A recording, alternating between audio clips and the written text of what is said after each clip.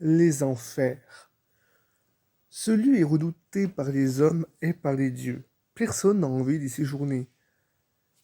Et pourtant, une déesse, une divinité, a bien été obligée d'y demeurer. Elle se nomme Perséphone. Elle est la fille de Zeus et de Déméter, déesse des récoltes. Perséphone est aussi connue sous le nom de Corée. C'est une divinité à double pouvoir. Sous le nom de Corée, elle était du printemps, de l'agriculture et des moissons, tout comme sa mère. Sous le nom de Perséphone, elle est la déesse de la mort, la reine des enfers, la déesse du désespoir. Pour aujourd'hui, je vais me contenter de parler d'elle que sur un nom, Perséphone, pour éviter toute confusion. Perséphone, je l'ai dit, est la fille de Zeus, maître des dieux, roi des hommes, régisseur de l'univers, et de Déméter. Déméter éleva sa fille en Crète et lui apprit tous les bienfaits de l'agriculture, tous les secrets des moissons, et voulait absolument que sa fille garde sa virginité comme la déesse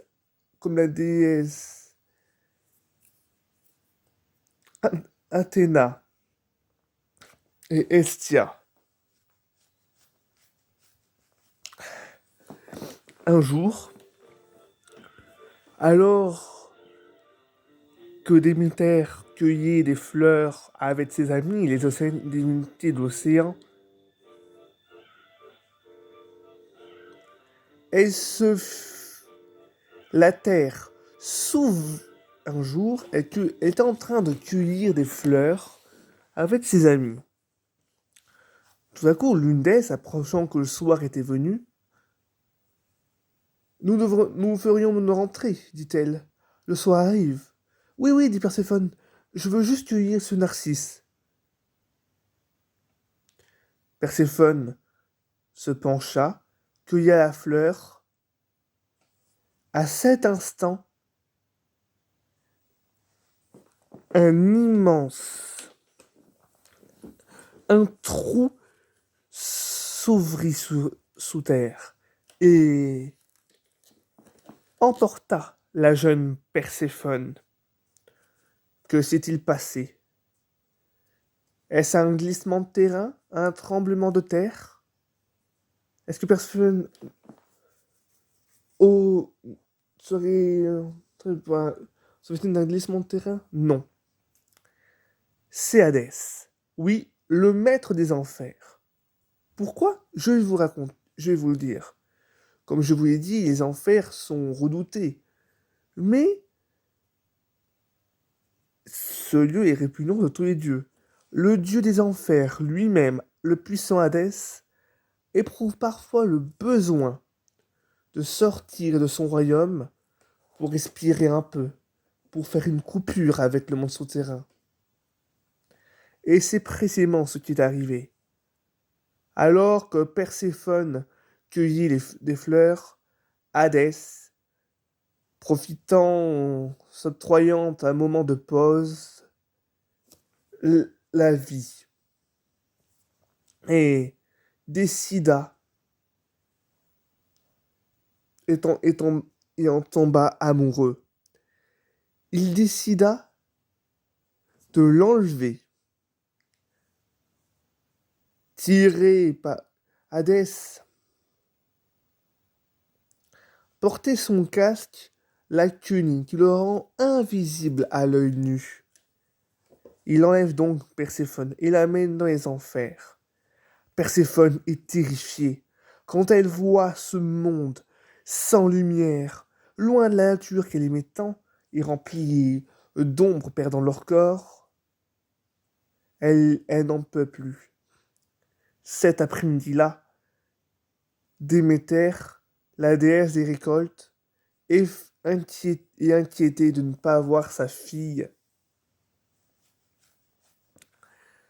part à sa recherche. Elle dure 9 jours et 9 nuits. Personne n'ose lui dire la vérité. C'est finalement Eos, le dieu du soleil, qui lui dit: j'ai parcouru la terre avec mon char là de mes filles, tiré par une file de chevaux. Ta fille n'est pas là. Elle ne peut être qu'à un seul endroit, chez Hadès. Perséphone est enfin, Perséphone est encore plus terrifiée. Sa chère Perséphone aux enfers. Alors, elle décida d'aller voir Zeus et il lui reproche d'avoir laissé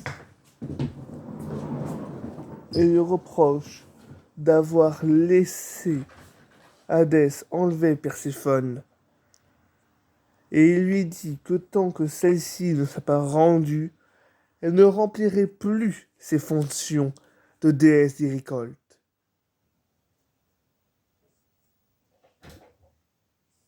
Zeus essaye de la calmer en lui envoyant des présents les plus beaux les uns des autres, sans effet. Alors, s'adressant à Hermès: tu connais bien Hadès, vu que c'est toi qui es chargé d'amener les ombres chez lui. Va le trouver et dis-lui de rendre Perséphone. Ouais, c'est bon, Bon, on peut y aller, j'en ai vécu du coup. T'as ton billet de train? Non? Faut que j'ai un bureau, là. Ouais, ça c'est une bonne chose de le prendre quand même. Perséphone. Hermès obéit. Il descend en fer et il discute avec Hadès. Hadès accepte finalement de rendre Perséphone, à une condition. Perséphone dit Hadès dit à Hermès: je veux bien rendre Perséphone, mais à une condition. Elle ne doit n'avoir pas mangé une seule nourriture pendant son séjour ici. Oui, c'est la loi principale des enfers. Quiconque a goûté à la nourriture des morts est obligé d'y rester. Hermès interroge Perséphone. A-t-elle goûté à quelque nourriture depuis son enlèvement? Perséphone affirme la main sur le cœur qu'elle n'a rien mangé, tant elle était malheureuse. Hadès, à contre-cœur, la laisse partir. Mais alors qu'elle aide la jeune Perséphone à monter sur son char, une voix claque. Elle ment. C'est celle d'Ascalaphos, l'un des jardiniers du Seigneur des Ténèbres. Elle ment, dit-il. Et il précise qu'il a vu manger 7 grains de grenade. Est-ce que personne a vraiment mangé? Ascalaphos a dû regretter bien plus tard ses paroles, car Déméter la changera en chouette. Est-ce que Déméter a mangé ces grains? Tout reste à prouver. Pour l'heure, cette révélation change tout, car si effectivement Déméter a mangé ces grains, elle doit rester aux enfers. C'est la loi. Alors, Zeus trouva un compromis. Comme il n'a pas prouvé que